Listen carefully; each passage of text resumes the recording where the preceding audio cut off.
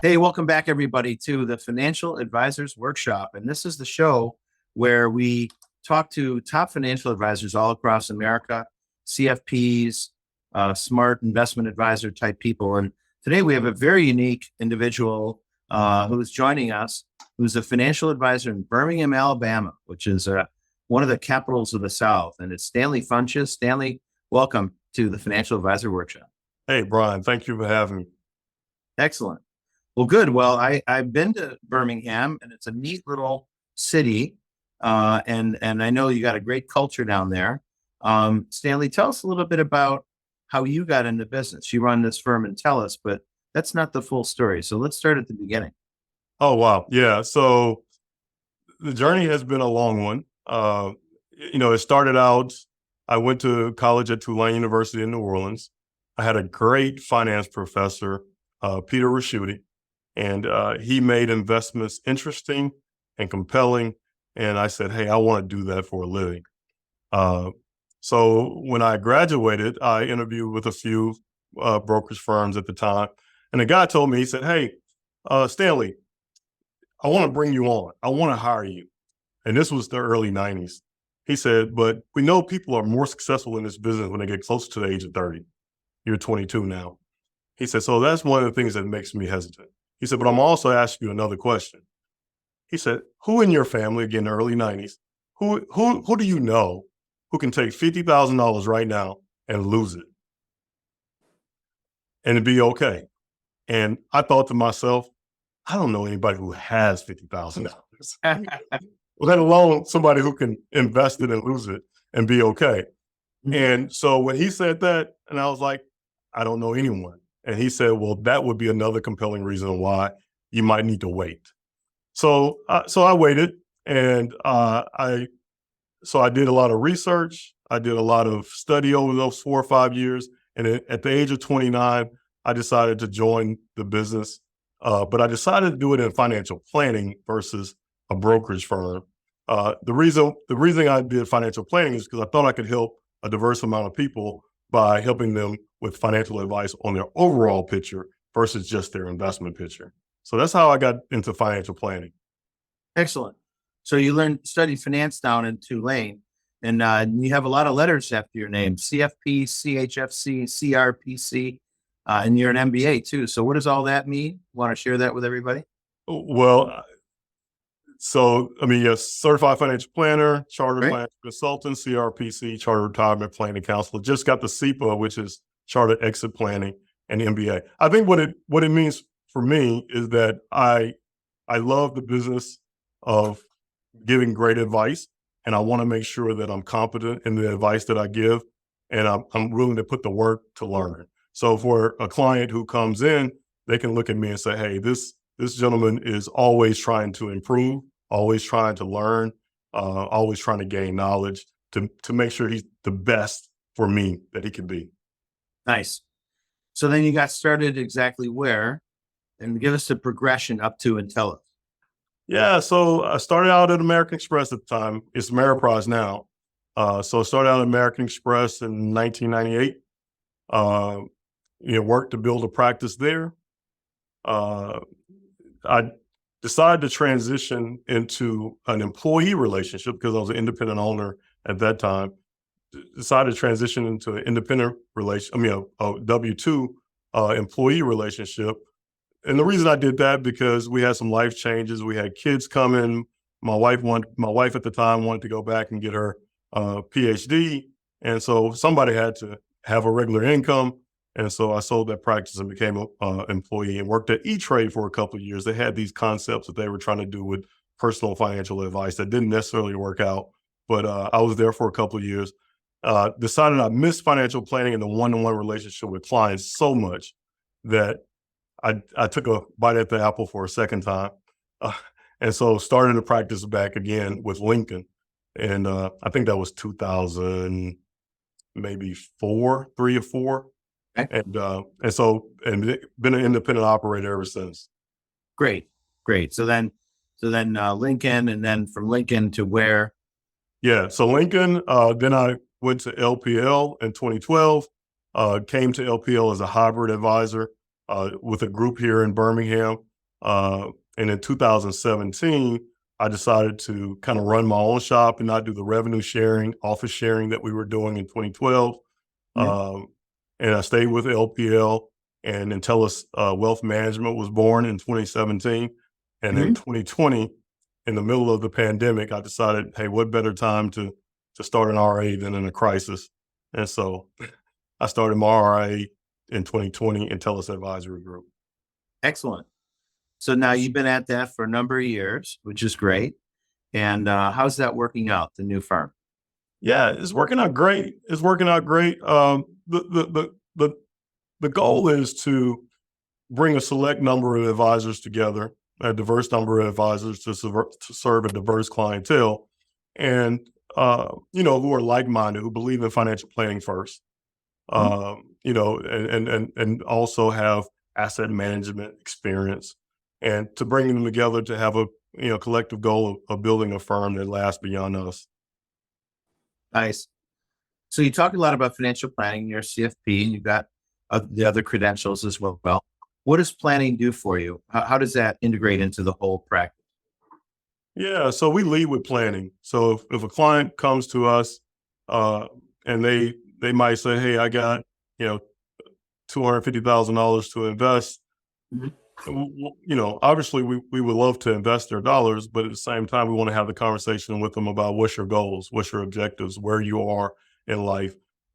We feel like that if clients come to us and we do a financial planning, then we can help them in all areas, whether it's great investment decisions, great cash flow decisions, and great insurance protection decisions. And so we always talk to them about, hey, this is our financial planning service offering. Here's what it takes to become a client, and here's our process in order to make sure that we can provide you the best investment advice as well as other areas. Nice. So when planning is the base, and you focus on that, how do you do the investment side? How do you use outside managers? Do you manage money? How does that work? Yeah, it's a combination of both. We have our models, and our models are based off. We use some of LPL's researches. We use some JP Morgan to help us with asset allocation. We use our knowledge. We have a CFA in the office as well. We use our own knowledge and we put together our models. But we also use institutional money managers as well. So with some of our clients, depending on where they are risk tolerance wise, education wise, as far as investment education, we might use institutional money managers as well. Yeah. Interesting. Okay. So it's a mixture, and then you create a mosaic for the client based on their plan. And then you meet with the clients periodically and track the plan kind of. How does that work? Yeah, in our service offering, depending on how a client engages us in financial planning, we'll meet with them, 2 to 3 times a year Mhm. in that financial planning relationship. They have access to call us and talk to us and the staff at any Mhm. point in time. So we usually have probably 4 or 5 contacts per year for Mhm. those financial planning clients. Those clients who may be legacy clients and been here for a while and may not engaged in financial planning or engaged in it in the past, but they may not be in our retainer model. Those clients we'll meet with, maybe twice a year for just investment management. And we'll tell them how their portfolio is doing. And we can meet with them virtually one time, and then we may do an email communication. Okay. Interesting. Very good. One of the most interesting things I learned about you is that you've got a podcast, and it's something like Dollars and Dads. Is that right? Dads and dollars, yes, with the Oh, letter N. right. Yes. Tell us about that. Tell us about that. Yeah, so dads and dollars, it's a passion project, so to speak, right? You know, I love I love being a dad. I have 3 kids, and now that I'm newly married, I have 2 bonus kids, and I love fatherhood. I love my dad was a great dad. Without him, I wouldn't be where I am today. Uh, so so that's an important passion for me. Finance obviously is a passion for me, and so I thought I'd combine those two because I think I think ladies do a great job of supporting each other and providing platforms to talk and share. And so I want to have a platform where fathers can come and talk about fatherhood, the challenges and the triumphs, as well as finances.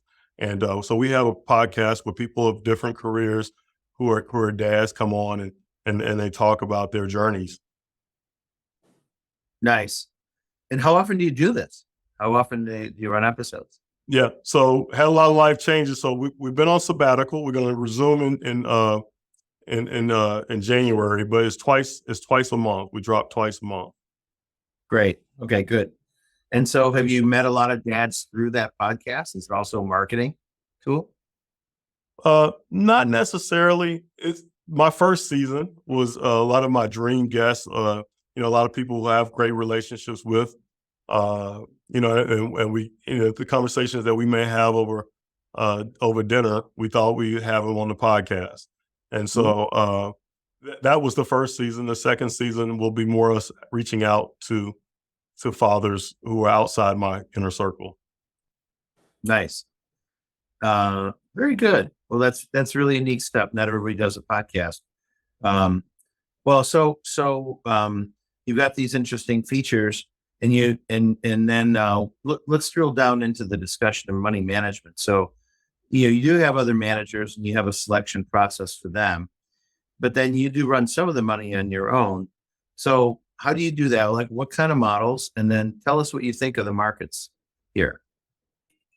Yeah, so it's asset allocation. So we would look at one of the things that we do. We use risk scoring, and so we look at the risk score for the client and what asset classes. I mean, what large caps, bonds, the standard short term, and we look and see. Okay, hey, here's the risk score for the client. Here's the risk score for our models, and we try to match them up there. And it's tactical in a sense because obviously, we look at what's going on in the economic conditions. We look at PE, right? What's PE, what's trading. We look at the yield curve, and we try to make some tactical decisions here or there with asset allocation. What do we think of the markets today? Gosh, this is a challenge, right? I mean, I guess I've been studying the markets for 30 years now, and every time somebody says it's different this time, it's not really different this time, but this time it feels a lot different. And I think a lot of people think it's different, right? I mean, the Fed has raised rates so rapidly that I don't think any of us thought that the economy could withstand that, right? And here we're sitting here and unemployment is still fairly low. GDP is still growing positively. And the curve has been inverted for a number of months and we're still going, right? Right. And so I think that has a lot of economists, planners, people who've been in investments for years, just kind of thinking what's next. So I think that uncertainty is heightened. And so we'll see what's ahead for us in 2024. Interesting. Yeah, it's a very confusing time. But you counsel clients through that and it's built into their plan, right? Yeah. And it's all, and again, that's great. That's the great thing about being financial planning based, right? Is because we're not investing. Obviously, we want to get as much return as possible, but we're not investing necessarily to beat the S&P. We're investing to make your plan a more probable, the probabilities of success to be greater, right? Right. So if it takes a 6.5%, 7% or 4% real return in order for you to be successful in your plan, then we want to manage to that, right? So at times where there's a lot of uncertainty, we may take less risk. And times where valuations are cheaper, we may take more because then that helps with our probability of success. It sounds great. You were labeled an advice pioneer by Wealth Manager magazine, and that's a really interesting distinction. And congratulations on that. Can you tell us the background on that, and then how that label, positive label, has affected your career? Yeah, I mean, I think that was a very generous label by them. I mean, there are definitely people who were way before me, but I think what they identified is that being an African-American male in the South, building a financial planning specific career that's not built around insurance, but financial planning and asset management was a pretty unique endeavor. And so I think that's what they are identified as being a pioneer. And so, I take that as an honor, but also take it as a challenge to make sure that doors are open for future advisors who look like me, who have a similar journey to me, and to make sure that they have a path that's much easier and more fruitful than my path was. But Yeah. you busted through anyway and you made it. So congratulations. Yes. Yes. Thank you. So we all acquire lots of clients along the way. I'm going to ask you how you acquired your largest client. Yeah. So my largest client was from a referral from COI, Center of Influence. Mhm. Uh, we have a pretty good relationship. And so is really, I probably have two clients, or probably would be kind of vie for my largest client. One was from a COI, and the other client came from a recommendation through a network probably 20 years ago. And we've kind of built them up. They started out with, a 5-figure net worth, and, now they're, 4 or 5 million. And so we've kind of worked with them to grow in that aspect. So one is homegrown, one was a recommendation from the COI. Nice, interesting.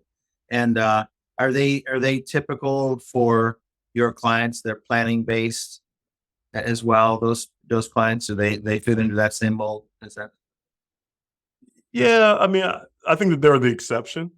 oh? They're the exception. I have a lot of business owner clients, Mhm, and I have a lot of medical professional clients. So mhm. maybe in pharmaceutical sales, or medical device sales, or something like that. And really, I think that they're just building assets and building net worth over time, right? So Right. then the business owner clients, we're trying to figure out with their business, how do they create another avenue of assets that can complement their business? Because at the end of the day, the success of their business, just like us as business owners, right, really determines their financial success in the long run.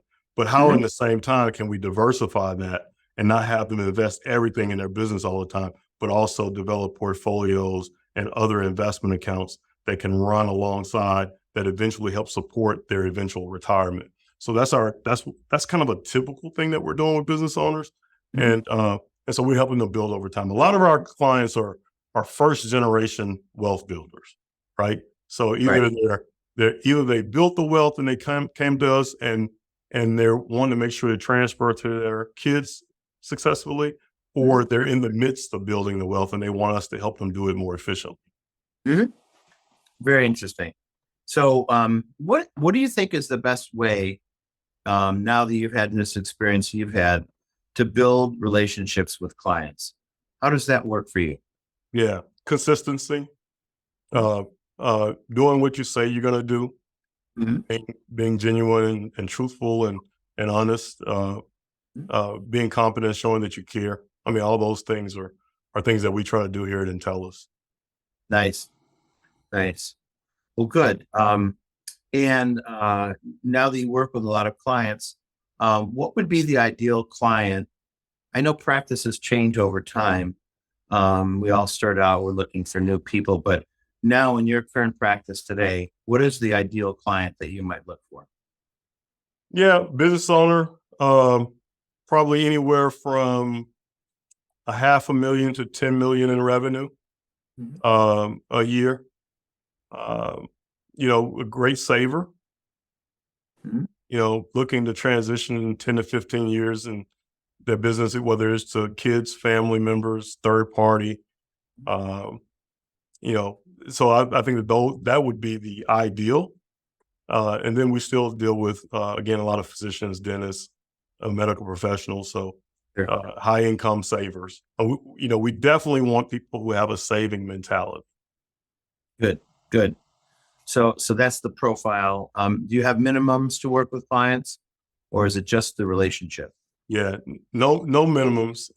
We really want to not have minimums. I mean, from a efficiency and economies of scale standpoint, it makes sense for us as financial advisors to have minimums. What we're trying to do is not try to build up the models in place, and so that we don't have to have minimums. Right now, the criteria is we need somebody who's willing to take advice and who are savers. And so those are two of the things when we're sitting talking to clients, that if you have a saving mentality and you're willing to accept advice, we definitely will find a way to be able to provide value to you. That's great. That's great. Now, with your emphasis on dad Stanley, I sense if I ask you this question, I think we might already know the answer. But who would be the most important mentors in your life as a person, and then in our industry? Oh yeah, well, that's great. Yeah, my dad, number one, uh, a gentleman who I grew up in church with, Buford Williams, would be also uh, a personal uh, mentor for me, somebody who helped me as well. I hate to forget anybody. My college roommate was an important person for me, even though we're kind of peers. Um, Another great friend of mine, Brian Brown. He's a great motivator. He's a successful attorney in Houston. Uh, and then in the industry, uh, I think from an inspiration standpoint, the Lee Bethels of the world, Dwayne Halls, who've been with LPL for over 30, 35, 40 years and build successful practices. Those are great inspirations for me. And Peter Raschuti, obviously, as my finance professor, I always credit him with getting from a kid from small town Mississippi thinking bigger and thinking about investments.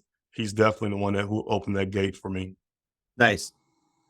So you have mentors, you've learned along the way, challenges along the way, and all those things. So if you could look back now, you've been at this business for over 20 years. What would you say to your 20-year-old self that would be invaluable to be a financial advisor success? Look, you asked me the question that my son asked me. He just came back from college here last night for the holidays. And he asked me, he said, Dad, what would you tell your 18-year-old self? In 3 words.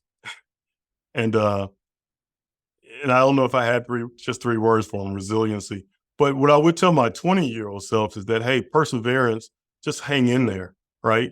Hang in there and don't be afraid of seizing the opportunity.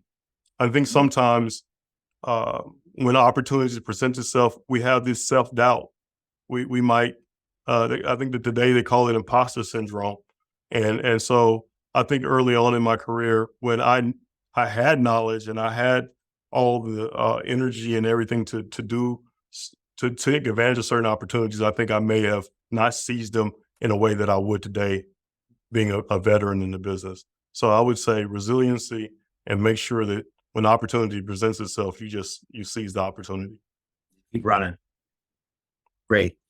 Well, good. So now fast forward to today. You have a great practice. You're looking to build a firm with other affiliates, other advisors. And what do you see are the great opportunities in our industry for advisors, people who are serving clients? What are the opportunities that you see? Well, I mean, obviously, I think the population or the demographics with boomers, retiring and now passing on wealth to generations that who are younger. I mean, I think that that's a great, uh, great point for advisors to focus on, and make sure they help clients with those type of growth, preservation, and transfers. Right. I think the younger generation, my kids' generation, I think they have their views about capitalism, but at the same time, I think they have a thirst for knowledge and to be effective in what they're doing. I don't think that they want to. I think maybe technology. I don't think they want to waste time and waste efforts. So helping them be really efficient with the dollars that they earn, as well as the dollars that are passed on to them, I think they have a great interest in that. So I think that that's an opportunity, whether they call them millennials, Gen Y, Gen Z, or whatever. I think they have an openness that probably previous generations did not have. That's great. That's great. Well, that's exciting. What do you think your greatest opportunity is in the future for you and your company? Yeah, so that's like seizing opportunity. I think my greatest opportunity is to, the first 25 years of my business was helping clients grow and helping them be able to grow net worth for their families. I think the next 10 or 15 years, if God gives that to me, is to help advisors grow. And so my greatest opportunity is whatever I can give back to the advisor community, whether they're with my firm or mentoring, then that's my greatest opportunity, is to help advisors, again, not have to deal with some of the same challenges that I had to, share whatever knowledge that I have and help them grow and make this industry, a really solid, diverse industry. Nice. Very good. Well, we're on the I like to call it the 4-Star Media Network, and this show will be broadcast in a couple weeks, and about 300 financial advisors will see it in the next 90 days, and then probably over the next year, about 1,000 people will see this, mostly in our industry, but some clients as well. Okay, so imagine you're in a room. We're coming to the end of our discussion, so this is my final question. We're in this room of 1,000 people that are all going to see you in the next year. Is there any message you'd like to send to that group of people right now? Because they're going to hear you. Wow, that's a powerful. Yeah, I mean, I think we're in challenging times, right? I mean, I think we're in challenging times politically. I think we're in challenging times economically. Uh, but I think it's just like everything else, we're stronger together. We need to find common ground in whatever endeavor you're doing, right? If we take the analogy of financial planning, there are things that clients may not understand or like, but we know that they need to move forward with it, right? So our job is not to necessarily push what the textbook says, but it's to guide the client along. So it may be incremental steps along the way that will help the client move toward the right area, and we're guiding them.